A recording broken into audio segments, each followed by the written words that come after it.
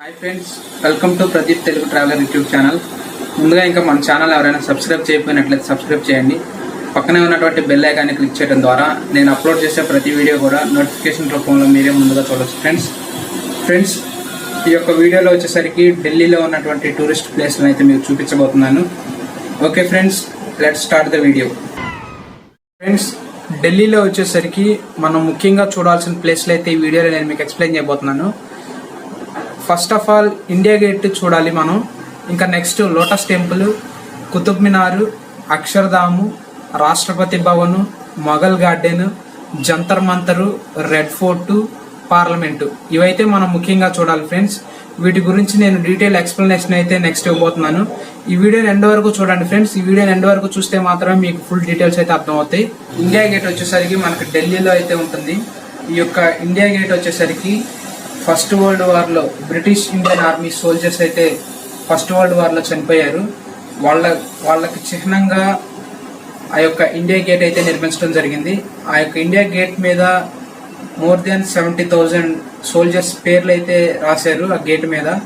అక్కడ త్రివిధ దళాలైనటువంటి Indian Army, Indian Navy, Indian Air Force ముగ్గురు కూడా అక్కడ ఇండియా గేట్ దగ్గర సెక్యూరిటీగా ఉంటారు. ఆ యొక్క ఇండియా గేట్ వచ్చేసరికి రాజ్పథ్ లో ఉంటుంది. రాజ్పథ్ దగ్గర అంటే మనం రిపబ్లిక్ డే రోజు చూస్తాం, పెరేడ్ జరుగుతూ ఉంటది కదా, అదే రాజ్పథ్. అంటే ఆ రోడ్డుని రాజ్పథ్ అంటారు. ఆ యొక్క ఇండియా గేట్ కి ఆపోజిట్ లోనే రాష్ట్రపతి భవన్, సెంట్రల్ సెక్రటేరియట్ అన్ని కూడా ఉంటాయి. సెకండ్ వచ్చేసరికి లోటస్ టెంపుల్. లోటస్ టెంపుల్ అనగానే మనకి ఒక టెంపుల్ అనేది లోటస్ ఆకారంలో అయితే ఉంటుంది. ఆ యొక్క ఆర్కిటెక్చర్ అనేది లోటస్ తామర పువ్వు ఆకారంలో అయితే ఉంటుంది. టెంపుల్ అనగానే మనకందరికి డౌట్ వస్తుంది అది హిందువులదని. అక్కడ హిందూ, క్రిస్టియన్, ఇస్లామిక్ ఏ యొక్క మతపరమైన ప్రచారం అయితే ఏమి ఉండదు.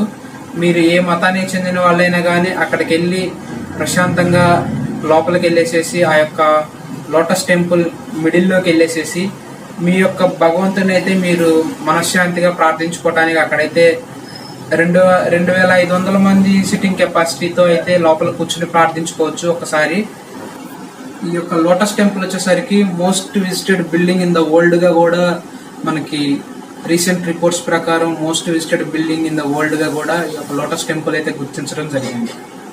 థర్డ్ ప్లేస్ వచ్చేసరికి కుతుబ్ మినార్. ఈ యొక్క కుతుబ్ మినార్ ని విక్టరీ టవర్ అని కూడా అంటారు.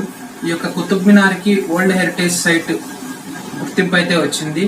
ఇంకా నెక్స్ట్ వచ్చేసరికి ఈ యొక్క కుతుబ్ మినార్ హైట్ వచ్చేసరికి 72.5 మీటర్స్. ఈ యొక్క కుతుబ్ మినార్ దగ్గర ఎక్కువగా ఫారినర్స్ అయితే మనం చూడొచ్చు. నెక్స్ట్ ఫోర్త్ వచ్చేసరికి అక్షర్ధామ్ టెంపుల్. టెంపుల్ వచ్చేసరికి స్వామి నారాయణ అక్షర్ధామ్ హిందూ టెంపుల్. ఆ యొక్క టెంపుల్ వచ్చేసరికి ఆర్కిటెక్చర్ గానీ కల్చర్ గానీ అంతా హిందూయిజం లో అయితే ఉంటుంది. ఆ యొక్క అక్షర్ధామ్ టెంపుల్ కి అలౌ చేసేటప్పుడు ఫుల్ సెక్యూరిటీ ఉంటుంది. ఈవెన్ ఫోన్స్ కూడా అలౌ చేయరు. అక్కడికి వెళ్ళేటప్పుడు వీలైనంత వరకు ఫోన్స్ అవన్నీ అక్కడ బయట డిపాజిట్ చేయాల్సి ఉంటుంది. నెక్స్ట్ వచ్చేసరికి రాష్ట్రపతి భవన్, ప్రెసిడెంట్ రెసిడెన్స్ అని కూడా అంటాం. ఈ యొక్క రాష్ట్రపతి భవన్ కి విజిటర్స్ కి విజిటింగ్ కూడా ఉంటుంది. కాకపోతే దానికి ముందుగానే స్లాట్స్ బుక్ చేసుకుని అయితే వెళ్ళాలి, అలౌ చేస్తారు. ఇంకా నెక్స్ట్ వచ్చేసరికి ఈ యొక్క రాష్ట్రపతి భవన్, ఇందాక ఇండియా గేట్ చెప్పాను కదా, ఇండియా గేట్ కి ఎగ్జాక్ట్ గా ఆపోజిట్ లో ఉంటుంది మనకు కనిపిస్తుంది. లెఫ్ట్ అండ్ రైట్ సైడ్ లోనే సెంట్రల్ సెక్రటేరియట్ ఉంటుంది, మధ్యలో రాష్ట్రపతి భవన్ అయితే ఉంటుంది. భవన్ విస్తీర్ణం వచ్చేసరికి 320 ఎకరాలు అయితే ఉంటుంది. అదే విధంగా రాష్ట్రపతి భవన్ లో ఇంకా డిఫరెంట్ టైప్స్ ఆఫ్ ఫ్లవర్స్ గానీ, గార్డెన్స్ గానీ అవన్నీ కూడా ఉంటాయి.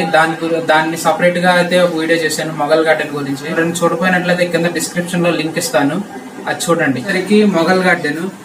ఈ యొక్క మొఘల్ గార్డెన్ అనేది ఇందాకే చెప్పాను, రాష్ట్రపతి భవన్ లో సపరేట్ గా మొఘల్ గార్డెన్ అయితే ఉంటుంది. ఈ యొక్క మొఘల్ గార్డెన్ లో different types of flowers, different types of lakes, fountains అన్ని మనం చూడొచ్చు. ఈ యొక్క మొఘల్ గార్డెన్ వచ్చేసరికి మొఘలులు నిర్మించడం జరిగింది. ఈ యొక్క మొఘల్ గార్డెన్ వచ్చేసరికి ఇందాక చెప్పినట్టుగానే రాష్ట్రపతి భవన్ లో అయితే ఉండిద్ది. ఇంకా నెక్స్ట్ వచ్చేసరికి ఈ యొక్క మొఘల్ గార్డెన్ లో different types of flowers, different types of lakes, fountains అయితే మనం చూడొచ్చు. ఈ యొక్క మొఘల్ గార్డెన్ కూడా చాలా విస్తీర్ణంలో అయితే ఉంటుంది. బట్ ఈ యొక్క మొఘల్ గార్డెన్ అనేదానికి విజిటింగ్ టైం వచ్చేసరికి ఓన్లీ ఫిబ్రవరిలో మాత్రమే అలౌ చేస్తారు ఫ్రెండ్స్.